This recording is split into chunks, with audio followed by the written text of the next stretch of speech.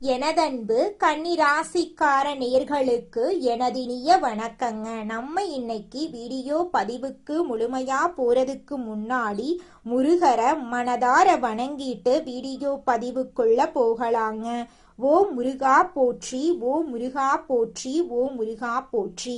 எனக்காக்கும் முருகனே போற்றி. நல்லதே நடக்கும், நல்லது மட்டும்தான் நடக்கும். நம்மளுடைய கன்னி ராசிக்காரங்க தலைமை பண்புக்கு பொருத்தமானவங்களா இருக்காங்க.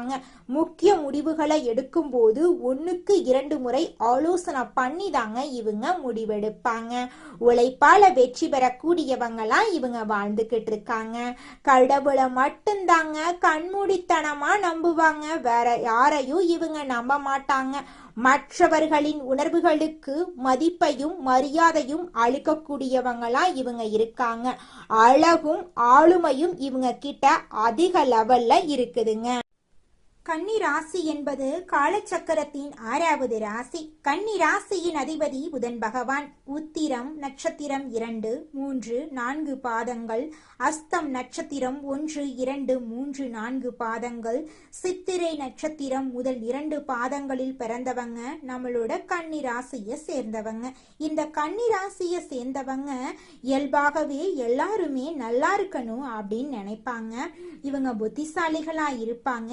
எதையும் ஆழமாக பகுத்தாய்வு செய்யும் திறன் கொண்டவங்களா இருப்பாங்க. நேர்மையானவங்களா இவங்க இருப்பாங்க.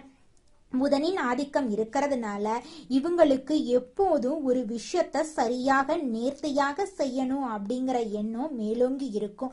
எந்த ஒரு வேலையை கொடுத்தாலும் அதுல இருக்கக்கூடிய நுணுக்கங்களை ஆராய்ந்து மற்றவர்கள் வியக்கும் வண்ணம் மிகச் சிறப்பாக இவங்க அந்த காரியத்தை செஞ்சு முடிப்பாங்க. இவங்க நியாயத்தின் பக்கம் மட்டுமே நிற்பாங்க. யாராவது தவறு செஞ்சா அத முகத்துக்கு நேராக தைரியமா சுட்டிக்காட்டும் குணம் இவங்களுக்கு இருக்கு.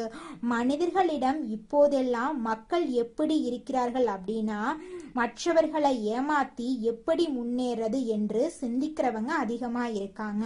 ஆனா கன்னிராசிக்காரங்க மிகவும் கடின உழைப்பாளிகள். நேர்மையான வழிகளில் உழைத்து முன்னேற வேண்டும் என்று நினைப்பாங்க. இவங்க தங்கள் குடும்பத்தின் மீது மிகவும் பாசம் கொண்டவங்க. குடும்ப உறுப்பினர்களின் தேவைகளை முன்கூட்டியே அறிந்து அதை நிறைவேற்றி வைக்கிறதுல இவங்களுக்கு நிகர் இவங்களே.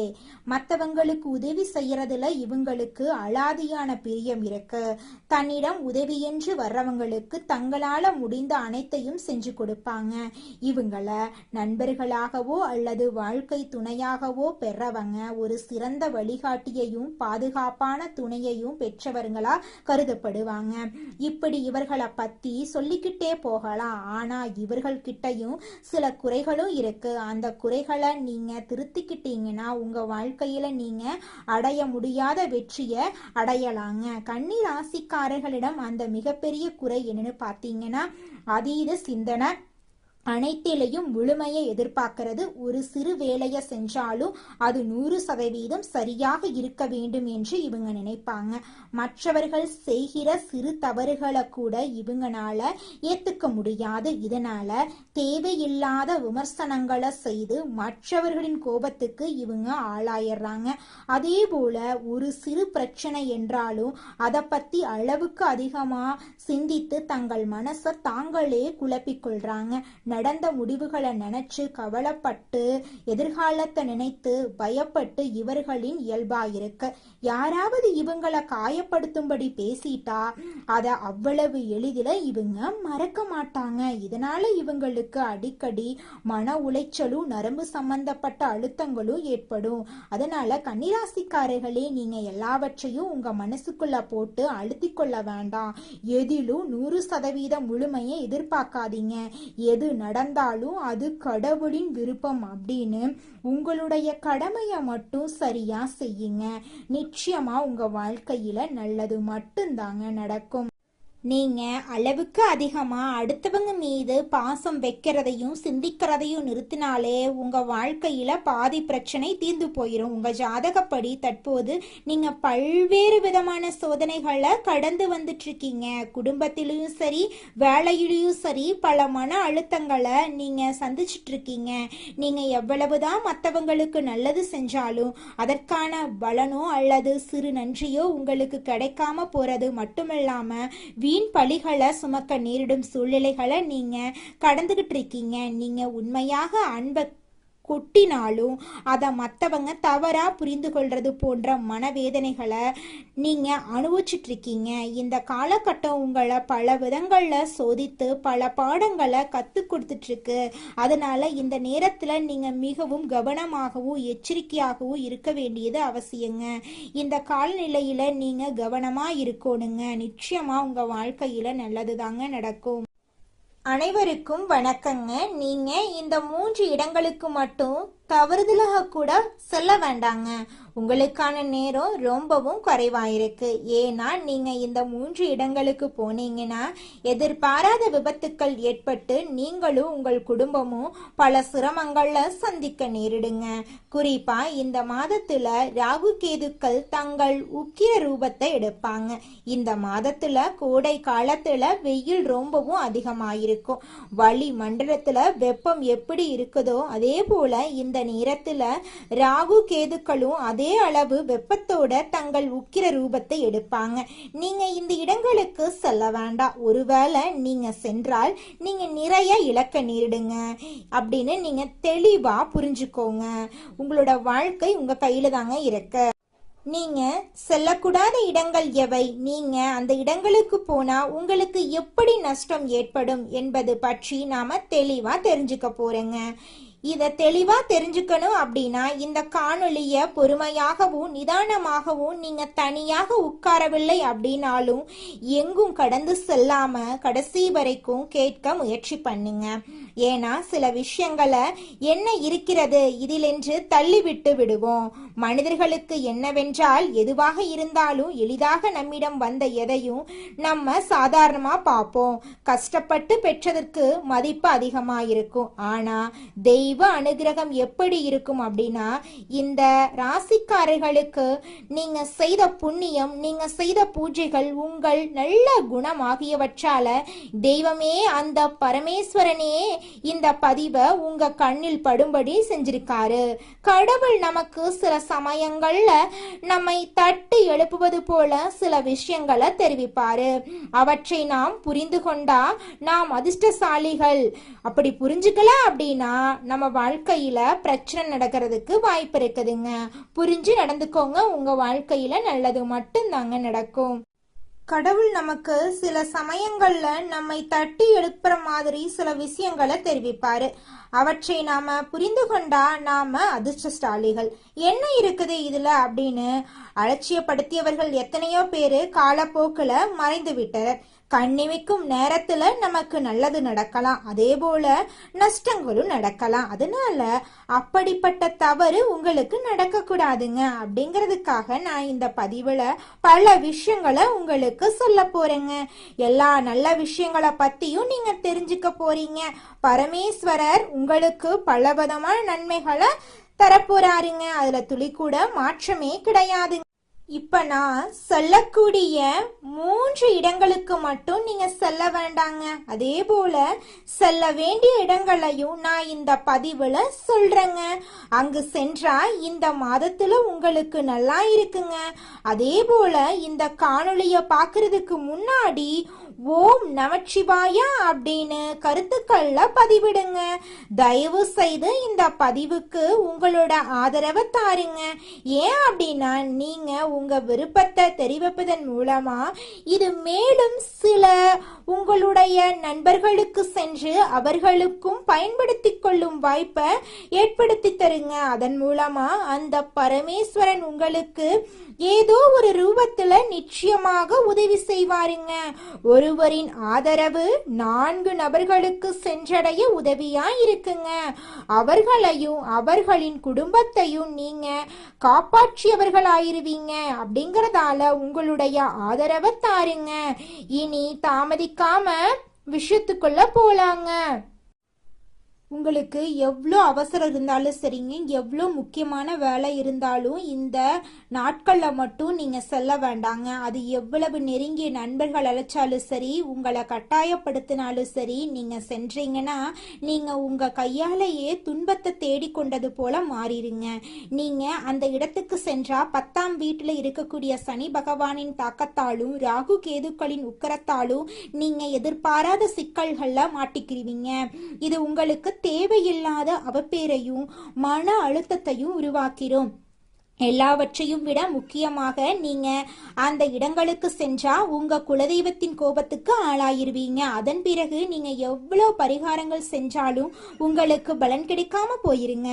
அவ்வளவு எதிர்மறை ஆற்றல் அங்கு உங்களுக்குள்ள நுழையும். இதுவரை பட்ட கஷ்டங்கள் போதாது அப்படின்னு இன்னும் அதிகமா கஷ்டப்பட விரும்பினா மட்டும் நீங்க அந்த இடங்களுக்கு செல்வீங்க.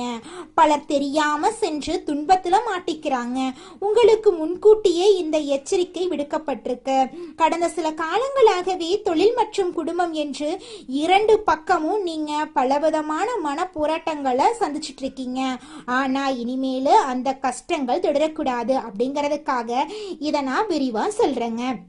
அந்த இடங்கள்ல நீங்க செல்லக்கூடாத முதலிடம் என்னன்னு பார்த்தீங்கன்னா, உங்களை சுத்தி எப்பொழுதும் எதிர்மறையாக பேசி கொண்டிருக்கும் நபர்களோட இருப்பிடங்க. அந்த இடங்களுக்கு நீங்க செல்லவே கூடாதுங்க. அவங்களோட வாழ்க்கை எப்போதுமே துயரமும் கண்ணீருமாவே இருக்கும். அவங்க எந்த கர்மாவை அனுபவிக்கிறாங்களோ தெரியல, ஆனா அவங்க எப்போதும் தங்க கஷ்டங்களை மட்டும் பற்றி பேசிக்கிட்டே இருப்பாங்க. என் வாழ்க்கை முடிஞ்சிருச்சு, எனக்கு யாருமே கிடையாது, எனக்கு மட்டும் ஏன் இப்படி நடக்குது, நான் அழிந்து போக போறேன் அப்படின்னு எப்போதுமே விரக்தியாகவே பேசுவாங்க. அவர்கள் நல்லவர்களாயிருக்கலாம், ஆனா அவர்களின் வார்த்தைகள்ல உள்ள எதிர்மறை ஆற்றல் மிகவும் வலுவாயிருக்கு. நீங்க மற்றவர்களின் கஷ்டங்களை கேட்டு சீக்கிரமே மனவிறங்கி விடுவீங்க. நீங்கள் அவர்களிடம் சென்று ஆறுதல் கூறலாம் அப்படின்னு நினைச்சு அவர்களின் அருகில் அமர்ந்து பேசினா அவர்களின் அந்த எதிர்மறை ஆற்றல் உங்களை எளிதாக தொற்றிக்கொள்ளும். உங்களின் மனநிலையும் அப்படியே மாறி உங்களை அறியாமலேயே உங்களுக்குள்ள ஒருவித விரக்திய பயத்தையும் கொண்டு வந்துருங்க. ஏற்கனவே 10ஆம் வீட்டுல சனி இருக்கிறதுனால உங்களுக்கு வேலை பளுவும் மன அழுத்தமும் அதிகம் இருக்கும். இந்த நிலையில இந்த எதிர்மறை மனிதர்களிடம் பழகிறது உங்கள் நிலைமைய மேலும் மோசமா ஆக்கிருங்க.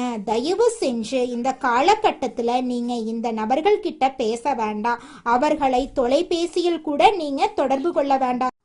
அவர்களிடமிருந்து முழுமையாக விலகி இருக்கிறது உங்களுக்கு ரொம்பவும் நல்லதுங்க. அடுத்ததாக நீங்க செல்லக்கூடாத 2வது இடத்தை பொறுத்தவரை இது மிகவும் ஆபத்தான இடங்க. இந்த காலகட்டத்துல வெயில் சுட்டரிக்கும் அப்படிங்கறதால உங்களோட நண்பர்களோ இல்லைனா உங்களோட உறவினர்களோ நீர்நிலைகள் உள்ள இடங்களுக்கு சுற்றுலா செல்ல உங்களை அழைக்கலாம். அருவிகளுக்கு போலாம், குளங்களுக்கு போலாம், ஆழமான ஏரிகளுக்கு போலாம், ஆறுகளுக்கு போலாம் அப்படின்னு சொல்லுவாங்க. அந்த இடங்களுக்கு நீங்க இந்த காலகட்டத்துல சென்றீங்கன்னா சந்தோஷமா இருக்கலாம்னு சொல்லுவாங்க. மன அழுத்தம் குறையுன்னு சொல்லுவாங்க.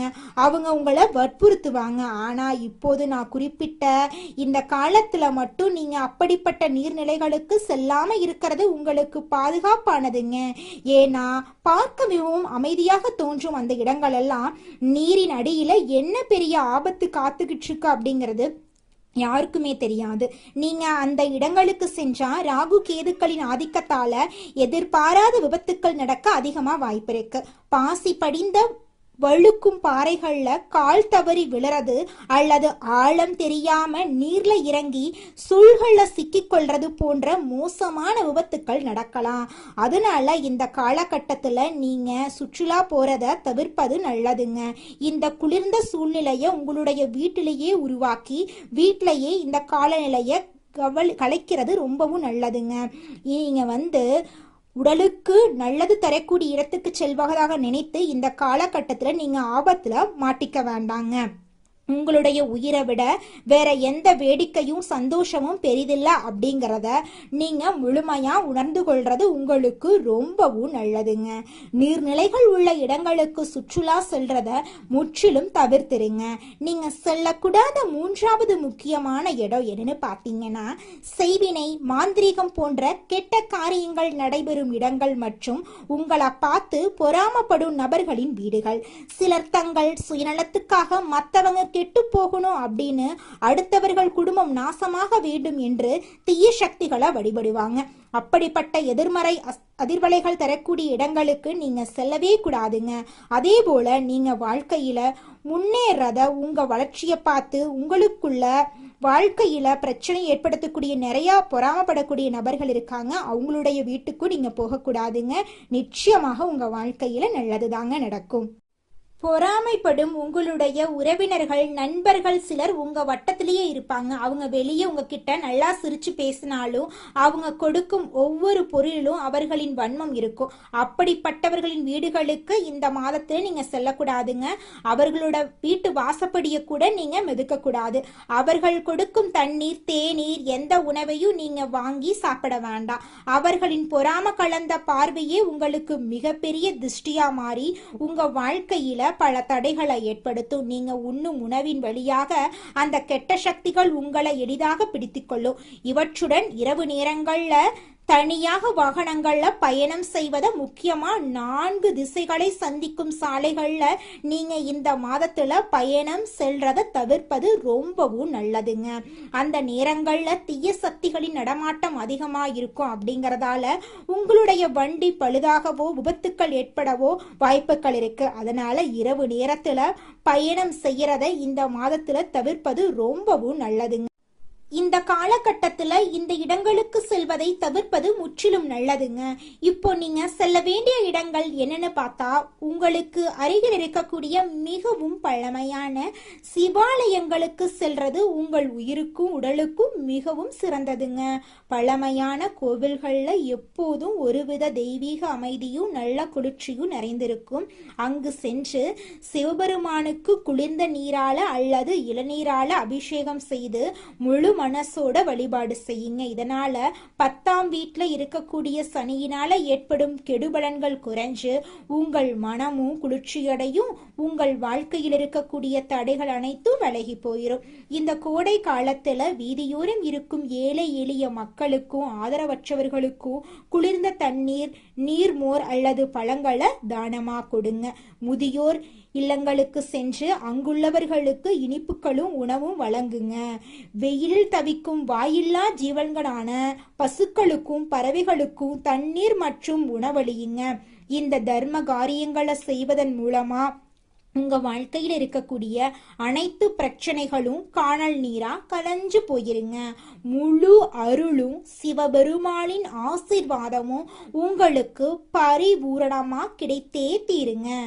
உங்க வாழ்க்கையில சந்தோஷம் நிலைச்சிருக்க நீங்க செய்யக்கூடிய பரிகாரம் என்னன்னு பார்த்தீங்கன்னா, உங்க வீட்டுக்கு பக்கத்துல இருக்கக்கூடிய விநாயகர் ஆலயத்துக்கு போயிட்டு விநாயகர் கிட்ட உங்க வாழ்க்கையில இருக்கக்கூடிய நிறை குறைகளை சொல்லிக்கிட்டு வாங்க.